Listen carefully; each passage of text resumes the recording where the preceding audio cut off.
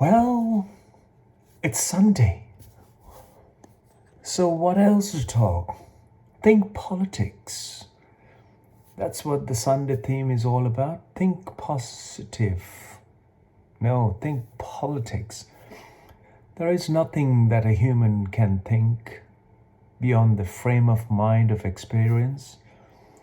All they know is what the old have done, what the other parties have done, the other governments have done. Create a problem, look at the reaction, and find a solution. If that doesn't fix, create another problem to try to fix another problem. Or try to fix one problem, create more problems. And this is what politics is all about. And this is what religion is all about. Because you've been told since you were a kid that you're made in the image of the God. So everything you do, you blame the God.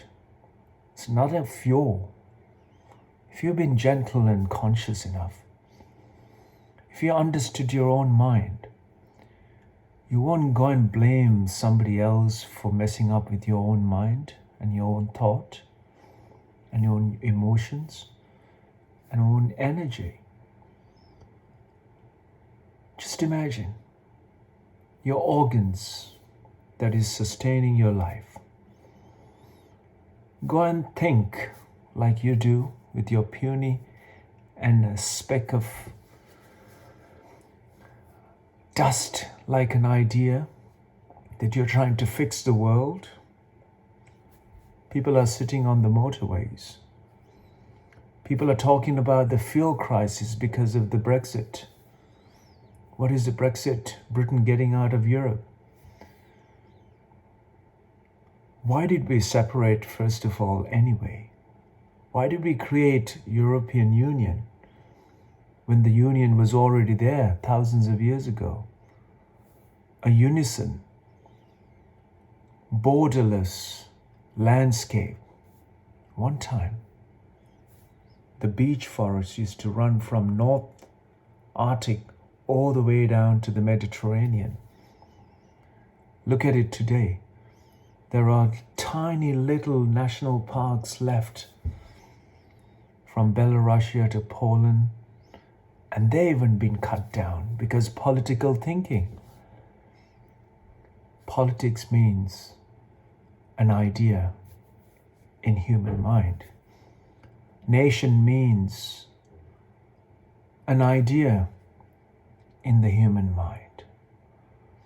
If all of you don't come together and make work for your well-being, for your safety, for your clean air, for your arable land that produces good food, clean rivers, oceans, sidewalks, without pollution, without contamination, without poison. The first thing we've done by thinking politics is poisoning our mind, because we're blaming the others, because I want to be in power. I want you to do what you want, what you're not doing. But when you come to sit in the office, you're doing the same thing. These days, political thinking means that you have been driven by what your grandparents, your parents, your friends, your family, your pub chats had been always. The one who voted for Conservative, one who voted for the Labour, one who voted for the Liberal Democrats, one who votes for the Independence Party, one who votes for the Green Party these days. You're all been conditioned. You go in front of the booth, you're in this little box, and you haven't decided because they all sound the same nonsense. They all sound the same way, politically. Individually, they might be slightly different in tone of voice, but they all sound the same thing. predicting something that they cannot deliver, promising something that they will never deliver, imagining something that is never there to create a problem. Because there's so many evangelical, or there's so many what you call psychics in politics and religion and science, and because they're trying to teach the Creator how to live. They're questioning the Creator on a Sunday with a political thinking mind. There is no thinking mind. No human can think or reason. Question that. Why? Because all they will act is to the frame of reference of their own experience and what the book said. It's all the textbook stuff. When the rainstorm comes, they don't know what to do. When there's thunderstorms, they were predicting, forecasting how it should be. And they say, how many times have you heard on the news when they say, we never expected this? Yes, you were expecting of what is comfortable in your mind, in your thoughts. You never expected of the reality because you're so involved. You're drowned in absolute, I don't need to say the words. You're drowned in your own psychological nonsense, which is not existential in any way. That's not how the nature works. That's not how the life functions. So on a Sunday, when it says political thinking, just think out of it. Because politics means create a problem. If that problem doesn't go away, create another one, and another one, and another one, and see the reaction. And from the fuel to farmers, to visas, to immigration, to poultry, to chicken, to turkey these days. Turkey, what has Turkey got to do with the fuel? What has Turkey got to do with the Brexit? Oh, some may argue, we want to see the turkey on our Christmas table or Christmas dinner. Spare a turkey. Find something else. Spare the pig. Spare the chicken. Spare the goat. And find something that is edible, that is nutritious to your life and for your mind. Find something that is genuinely healthy, not produced through chemicals and all sorts of other fertilizer and animal feed that is infested into our food, the plastics that we pack them in, the microfibers and microplastics that are in our water system and our soil, in the air, in all forms of life, in our clothing, in everything we consume and touch and feel. Find something like this, earthy, made out of the earth, goes back to earth. You're the same, made out of the earth from a zygote, a single cell, the mother's womb. To make who you are, 150 trillion cells. Don't question science. Is about making you confused. Science have admitted they are confused after studying all these days. Keep your mind still. After all, the cosmic space and the entire existence is still. 99% of the existence is still. It is us who's trying to accelerate it to make it change. We wanted to move it. We wanted to move the atoms, the neutrons, the protons, the whole lot, to try and get something out for your own benefit by destroying life. Life cannot be seen through a keyhole or from a microscope or a telescope. Life got to be lived. realize that on the Sunday. And let the politics disappear, religion vanish into the outer space. So you don't have to blame the religion, you don't have to blame the God, you don't have to blame anything. If you put to good use your thought and your imagination and your limited information, ultimately everything you imagined is for human well-being. Otherwise you won't do anything. If it's for your well-being, ultimately should be everyone else's health and well-being. Your well-being will never be realized unless the health and the well-being of our environment is not cared for. If you sit down in front of the motorway, the middle by blocking the traffic or not, how the hell did you get there first place? Did you walk the 50 miles, the 10 miles, or even the 5 miles? No. You got on a pickup truck, drove through the farmland whilst the roadblocks were still in place by the police or the authorities, and you jump onto the motorway because you never walked across the fields, because it's too dangerous. It's impossible to walk through the fields because no land is free today. The land has been in private hands, in few private hands. So there's no trespassing, or it's in government hands. Can't walk across the railway. After all, it's good that you can't walk across the railway because it's dangerous.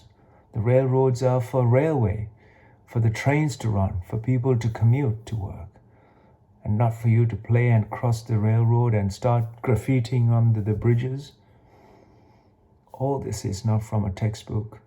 All this is not coming from a political view. All this is coming from an innocent eye. Innocent eye, I spend much time trying to share how we should be as human beings, gentle, conscious, responsible. Once you're this, morality will not be a thing to teach anyone. Once you understand your mind, the politician who understood his mind will do what is needed for humanity and everyone else.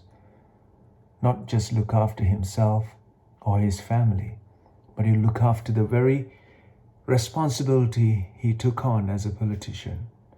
He'll look after everyone and everything he does is of conscious nature. I hope this is realized in every leader, every politician, and every human being. Because the very nature of a human being should be to be inward, conscious, responsible, and be profound so that you become impactful. It is not your impact that destroys life. It is not the solutions that you're going to find to a problem we have created through your own interest.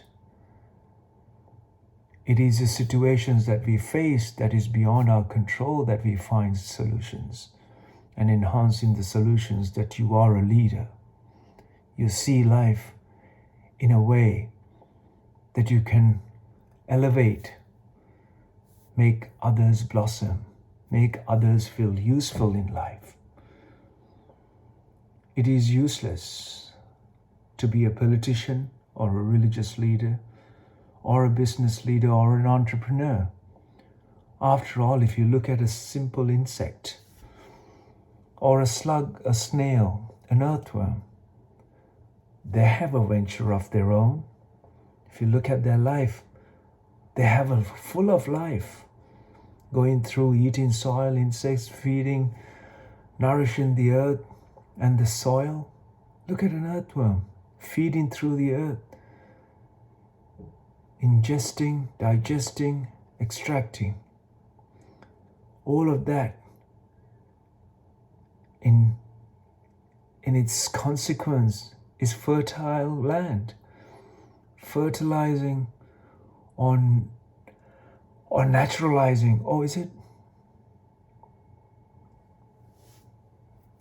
No matter what I say, the meaning is made up in your head with the limited data that you have gathered through your education, so-called education, elite education.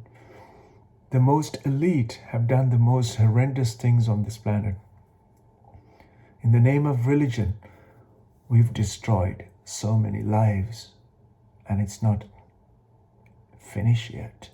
It seems that we still haven't realized from the past to this day that all this was seen as an instrument for raising and rising the consciousness of human beings, making human beings responsible, making human beings aspire to protect and take care of this planet and life. Instead, see how much trouble we've caused in these 2 or 3 different mindsets that we have set upon, concretized with scriptures, textbooks, and authority. What is true to human life is life itself. The greatest teacher on this planet is life. There is nothing beyond it, nothing below it. It is life and life and life all around. When this life ceases to exist, all this and all I have spoken will cease to exist. If I did it or did not do, one day nature will take care of my life. It'll go back to earth where it belongs. In this brief moment in time, what you can do, you must do. If you can't do, it is okay. That's how the nature is planned for your life. But if you don't do what you can do, you're a disaster to humanity and to this planet and for the creation and the Creator's idea of you. You don't have to be living or be born in the image of God. He's done a great job in creating you for you to now return the favor back to the creation and to look after it and to make it a wonderful and much better than how you found it. That much you can do. And that much is more than enough in your lifetime. At least now, step inwards, be conscious, responsible, and do what is needed at the times, in different times of life. Not what happened 10 years ago, 20 years ago. That's not what's happening in 25 years' time. It's what it is today that you can do, that it can be profound enough. So the impact is felt and reverberate so that others could rise, others could shine a light on life that exists here on this planet. It is your time. It is your generation and my generation's time to make this realize without thinking about how to destroy somebody else, how to invade somebody else, how to take in charge of somebody else's life, another nation, how to impose your ideas on others. That is not life. You cannot dissect life and try to stitch it with the same pieces, with the same needle and thread. You'll end up in tatters. You can't quilt life. Life is woven in such a way. It is wonderful and it is one as a whole in union with everything else. And you should become one with everything else and obliterate the boundaries of your silly, puny thoughts and imaginations and ideas and become one with everything and see life the way it is instead of judging or making judgments. Don't play with this. Play with the life and be joyful and pleasant in everything you do.